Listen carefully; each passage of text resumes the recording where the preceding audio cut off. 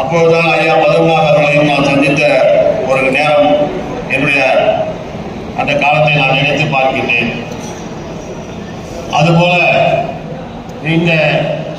வேலூர் கம்பன் கழகத்திற்கு எங்களுடைய புதுச்சேரி கம்பன் கழகத்துடைய செயலாளராக இருந்த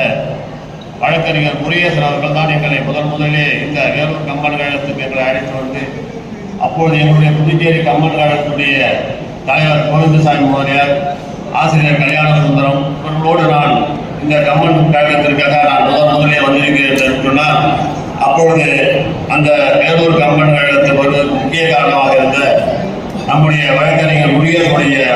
அவருடைய பெண்ணை இங்கே அருளாளர் என்ற டாக்டரிடம் டாக்டருக்கு கொடுத்து அவர் மாப்பிள்ளையாக இருந்த காலத்தில் நாங்கள்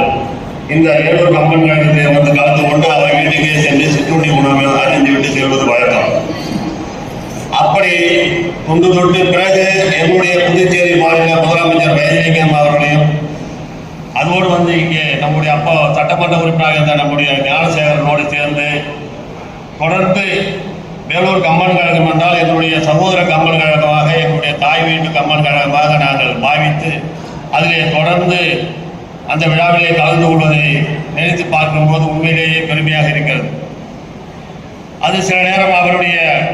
இறப்புக்கு பிறகு அந்த கம்பன் கழகம் சரியாக நடைபெறவில்லையே என்ற ஒரு ஆதங்கமும் வருத்தம் தான். நான் செல்வத்தை பார்த்தாலும் சரி,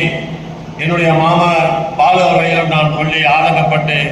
நம்முடைய லட்சுமிபதி மூலியமாக இந்த கம்பன் விழாவை நீங்கள் நடத்த வேண்டும் என்று சொன்னால், ஊருக்கு எப்படி நம்முடைய வேலூருக்கு பல சிறப்புகள் இருக்கிறது. முதலிலே சிப்பாய் கழகம் ஏற்பட்ட அந்த சிறைச்சாலை, இப்பொழுது இருக்கிற பொற்கோயில், இப்படி இருக்கிற அந்த ஒய்எல்டி ஹாஸ்பிட்டல், இப்போ இருக்கிற விஐடி கல்லூரிகள், இப்படி பலதரப்பட்ட சிறப்புகள் இருந்தாலும் அதையெல்லாம் தாண்டிய சிறப்பு இன்றைக்கு கம்பன் கழகம் வேலூரிலே நடைபெற்றுக் கொண்டிருக்கிறது என்பதை நான் இந்த நேரத்திலே மிக பெருமையோடும் சிறப்போடும்